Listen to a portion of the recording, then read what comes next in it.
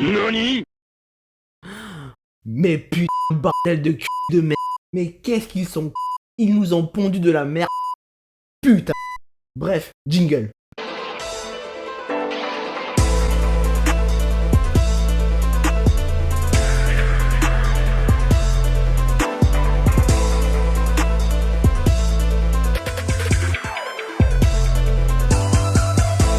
Trois épisodes. Ça fait 3 putains d'épisodes que la faucheuse noire est restée. Épisode 12, 13 et 14. Pour un personnage aussi complexe, c'est du foutage de gueule. Kuroneki a tenu 12 épisodes. Shironeki, 12 épisodes aussi. Sasaki, 11, 12 épisodes. La faucheuse noire, 3 épisodes.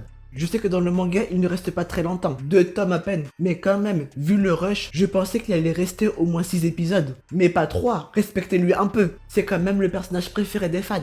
Mais en plus, ce n'est pas que ça. Cet épisode, c'était de la merde. C'était centré sur les combats. Sauf que les combats sont nanardesques. Oui, monsieur et madame, j'ose dire nanar. Sauf qu'il n'y a pas ce côté comique qu'on retrouve dans les films nanar.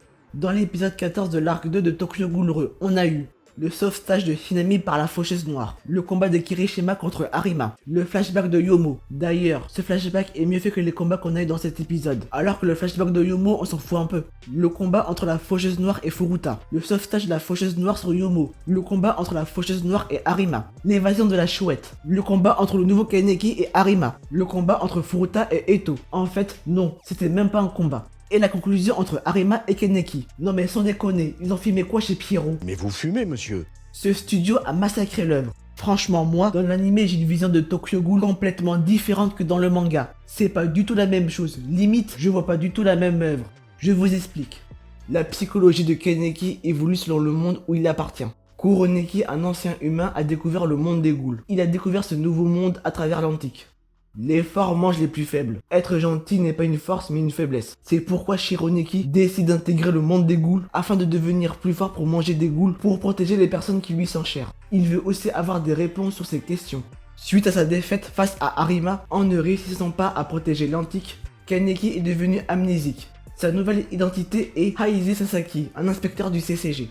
Nous avons encore un nouveau point de vue, celui de Sasaki au sein du CCG. Même si Kaneki a perdu la mémoire, on voit que Sasaki agit comme Kuroneki en tant qu'inspecteur du CCG. Je dirais même qu'inconsciemment il imite Hide. Quand il voit une ghoul, il ne la tue pas, il protège les kings, il est honnête, il a une famille de substitution. Kaneki se voit comme un héros tragique. Sasaki, lui, il n'aime pas la tragédie. Il essaie de trouver le bonheur à travers sa famille de substitution. Kaneki aime les livres de Sentakatsuki, Sasaki n'est pas fan, il trouve ça trop tragique. Tous deux aiment la lecture mais ils ont des goûts différents. Sasaki n'est pas Kaneki, mais Kaneki a toujours rêvé d'être comme Sasaki. Il aurait voulu avoir la même vie que Sasaki. Malheureusement pour Sasaki, une part enfouie en lui est restée Kaneki, qui a eu raison de lui. Après que Sasaki ait retrouvé la mémoire, on change encore de point de vue. On passe d'un roman policier avec Sasaki à une véritable tragédie avec la faucheuse noire. Et cette transition est vraiment bien faite dans le manga. À l'apparition de la faucheuse noire, on retrouve la tragédie, mais elle est encore plus présente que jamais. Je pense que quasiment tout le monde pensait que quand Sasaki allait retrouver sa mémoire, il allait redevenir Kaneki, l'ancien Kaneki. Et au final, non. Ishida nous a tous foutu une claque. Mon fanboyisme sur Kaneki fait que j'ai sous-estimé la psychologie de Sasaki. Pourtant, Sasaki avait bien dit à Shirazu que même s'il allait retrouver la mémoire, il continuerait d'être un inspecteur du CCG. Ce n'est pas parce que Sasaki retrouve la mémoire qu'il va tout abandonner. Il était heureux au CCG. Tout ce qu'il a construit ces 3 dernières années, il ne peut pas tout abandonner et retourner auprès des ghouls, juste parce qu'il a retrouvé la mémoire. Le retour de la tragédie a tellement été bien introduit dans le manga, la faucheuse noire, coincée entre les deux mondes, le CCG et les ghouls. En retrouvant la mémoire, Sasaki s'est rendu compte qu'il vivait un rêve empli de bonheur au sein du CCG. Il s'est fourvoyé à une époque il avait le droit d'avoir des envies. Sa vie avec les Kings, avec son père Harima, sa mère Akira, tout ça n'est qu'une illusion, il doit se réveiller. Quant à Kaneki, il en a marre des promesses non tenues. Il n'a pas réussi à protéger ses amis, l'antique, les Kings. Il se mentait à lui-même, commençant par sa mère. Lui qui affirmait à Lise que sa mère était la meilleure personne au monde, alors que quand il a retrouvé la mémoire, il se faisait maltraiter par sa mère. Il se mentait à lui-même. Sa vie n'est qu'un tissu de mensonges. Désormais, tout comme sa mère, il veut mourir, mais pas comme un chien. Il veut mourir en beauté, en sauvant une personne qu'il aime, Hinami. Il veut mourir en beauté comme son ami Hide. Pour moi, la faucheuse noire est la personnalité qui ressemble le plus au vrai Kaneki, ce héros tragique. Lui-même sait pertinemment qu'il a toujours fait les mauvais choix. Il n'a plus de raison de vivre à proprement parler. C'est la phase dépressive de Kaneki. Il ne se ment plus à lui-même et veut clairement mourir en sauvant une personne. Il veut mourir en beauté, comme Hide. Voilà les raisons pourquoi je pense que la Faucheuse Noire ressemble le plus au Kaneki, le héros tragique. Dans cet épisode, Kaneki a encore évolué, disant qu'il a trouvé une raison de vivre. Cet épisode commence par le sauvetage de Hinami. La Faucheuse Noire a enfin exécuté sa dernière mission, sauver une goule Hinami puis mourir comme un traître par Arima. Comme il dit dans le manga, il sera le pion qu'on sacrifie. C'est dommage que dans l'anime, on ne voit pas le moment où la Faucheuse Noire trahit le CCG. Dans le manga, le dessin est magnifique. On ressent l'inquiétude, la peur, mais surtout la détermination de la Faucheuse Noire. Hinami, qui était déjà triste de ne plus voir Kaneki, elle est encore plus triste en le revoyant, car elle le sait, Sasaki est un inspecteur du CCG, il va mourir. Kaneki refait la même erreur. Parlons des combats. Le premier combat de l'épisode est les Kirishima contre Arima. Hayato se fait bouffer par Arima, heureusement que sa sœur et Yomo interviennent. Malgré ça, c'est sans difficulté pour Arima, il a largement le dessus. De plus, les deux lapins n'ont plus leur masque. Même s'ils parvenaient à s'échapper, ils seront dans la merde. Arima les a reconnus. En voyant encore sa famille en difficulté, Renji Yomo décide de se battre de toutes ses forces face à Arima. La quinque Narukami est faite à partir du Kagune de la mère de Toka, Hikari Yomo qui est devenue Hikari Kirishima. La mère d'Hayato et de Toka est donc la sœur de Renji Yomo. C'est pour ça que Renji Yomo utilise des électricités comme la quinque Narukami d'Arima. Pendant ce temps-là, la Faucheuse Noire s'échappe avec Hinami. En chemin, Kaneki fait une rencontre inattendue. Son coéquipier Furuta lui barre le chemin. Les deux anciens camarades vont s'affronter.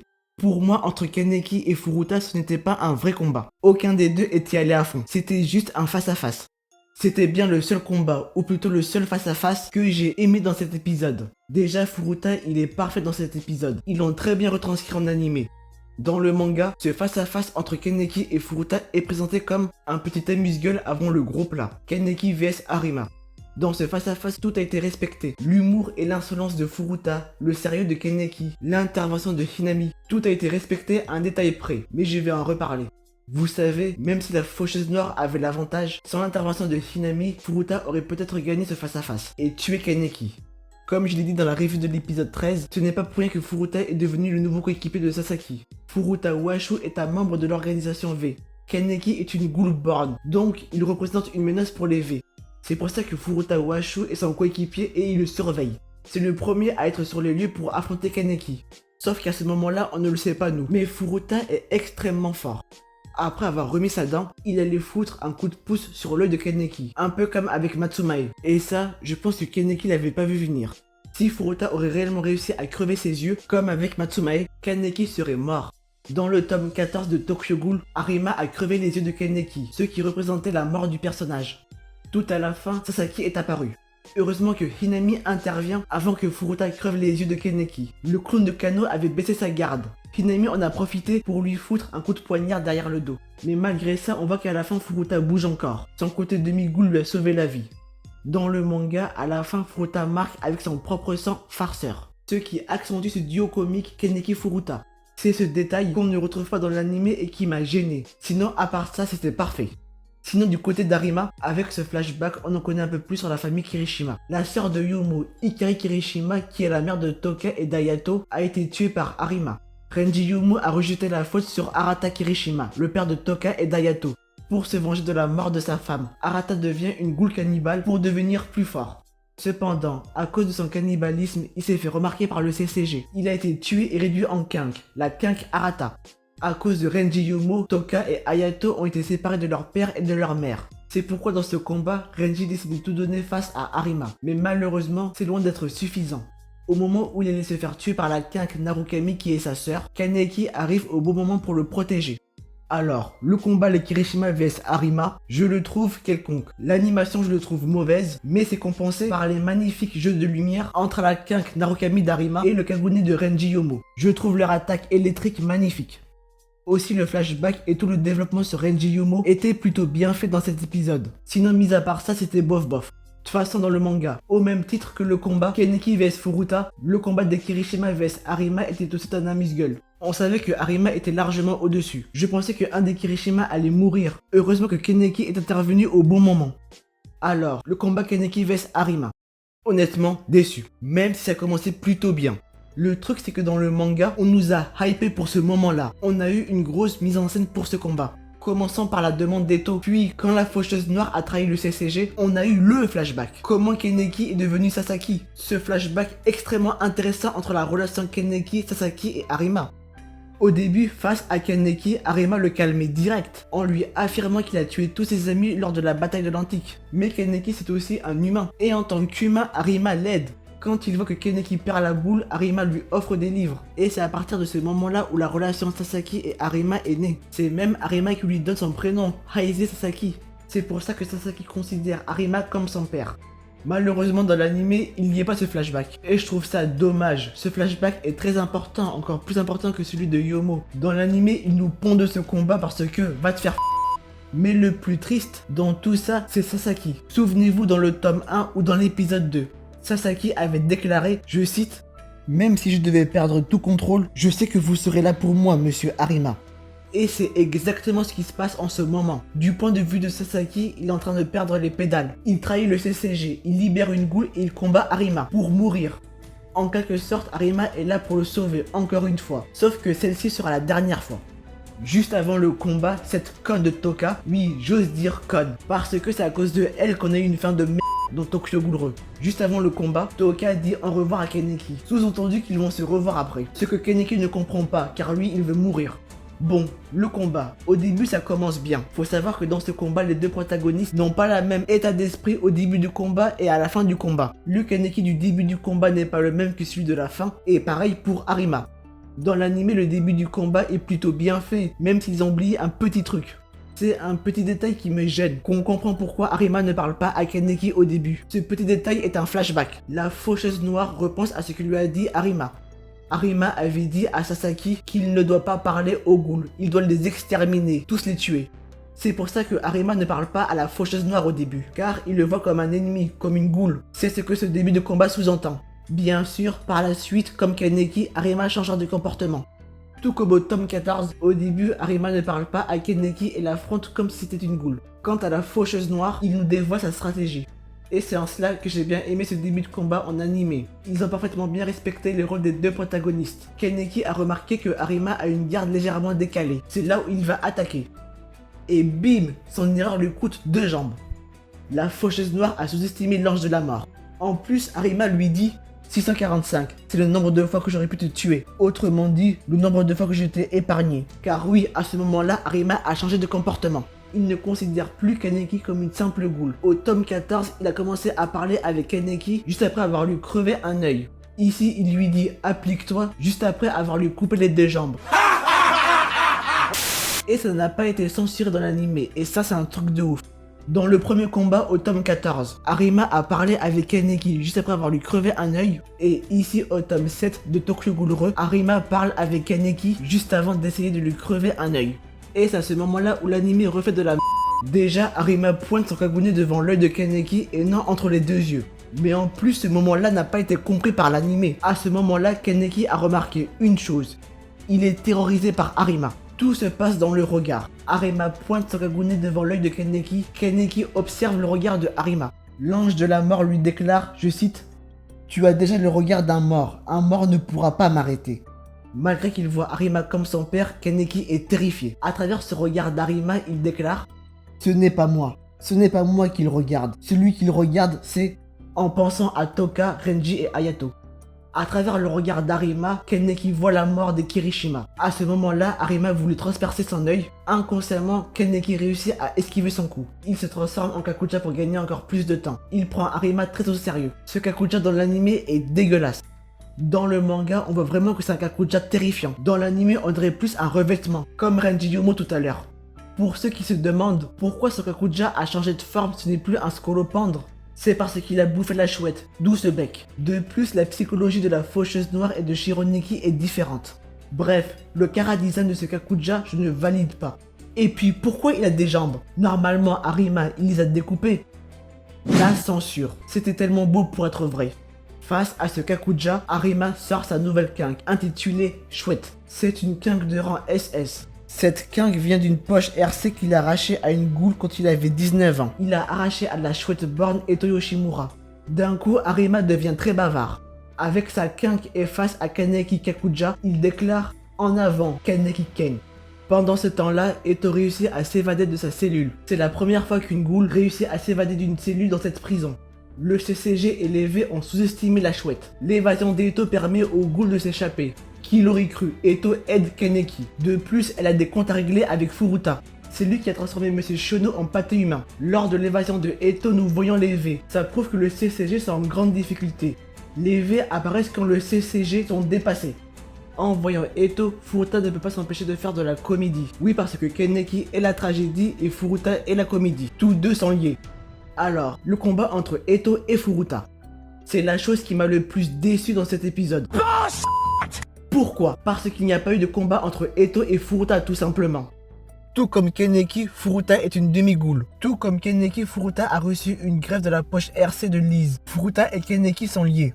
Même si dans le manga on n'a pas vu le combat entre Furuta et Eto, on voyait qu'il y avait un combat très violent. Eto a été amputé des deux jambes et Furuta ne s'en sort pas complètement indemne. Dans l'anime, on a l'impression que le combat s'est fini en un seul coup. Après la défaite de la chouette Born, Furuta lui dit qu'il veut la super paix, avec sa main en forme de V. Il ne s'intéresse ni au V ni au CCG. Arima, avec sa nouvelle quinque la chouette, réussit facilement à vaincre la faucheuse noire Kakuja. Dans l'anime ça a été censuré, mais dans le manga, Arima ampute les deux jambes et les bras de Kaneki. Il lui reste que le torse et sa tête. Kaneki pensant qu'il va mourir, c'est là que Hide apparaît dans son subconscient. Après Lise, Shironeki, Kid Kaneki, c'est au tour de Hide d'apparaître dans son subconscient. Franchement, Hide, je le trouve magnifique, il est extrêmement bien fait dans l'anime. Au début dans le manga, je l'avais confondu avec Sasaki. LOL. Nous avons une scène très émotive entre les deux meilleurs amis. Hide est apparu pour redonner l'envie de vivre à Kaneki. Inconsciemment, Kaneki voulait vivre, il ne voulait pas mourir. Hide représente cet espoir que Kaneki avait enfui en lui. Au début, on avait un Kaneki qui voulait mourir en beauté comme un héros tragique, puis en fait, non. NANI? Au fond de lui, il voulait vivre, donc il meurt pas, il reçoit un power-up. Ça sent la facilité scénaristique. Mais bon, on lui en veut pas, il lui dit lui-même. Je retourne ma veste en permanence, je répète les mêmes erreurs, je suis pitoyable, nul, ringard, indécis, mou. C'est en larmes que le futur roi Born s'élève en souriant. Arima lui répond avec un sourire, il est enfin satisfait de ce qu'il est devenu Kaneki. Et le combat reprend de plus belle. Ce dernier round est mal animé, peu de mise en scène, pas d'OST, je trouvais la fin ennuyant. Vous voyez, ça.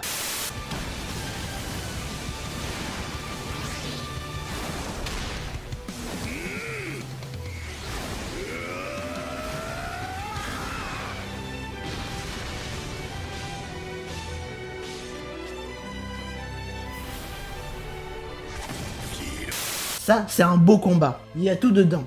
Ça, c'est pas mal. Peut faire mieux, mais ça passe. Mais alors ça, c'est de la merde. On dirait deux mouches qui tombent. Puis, je suis sûr que beaucoup d'entre vous n'ont pas compris comment Arima a perdu. Je vous explique. Arima porte des lunettes. Il a un œil déficient. Il voit très mal d'un œil. Il a une glaucome. C'est une maladie dégénérative au niveau de la vue qui rend l'individu aveugle.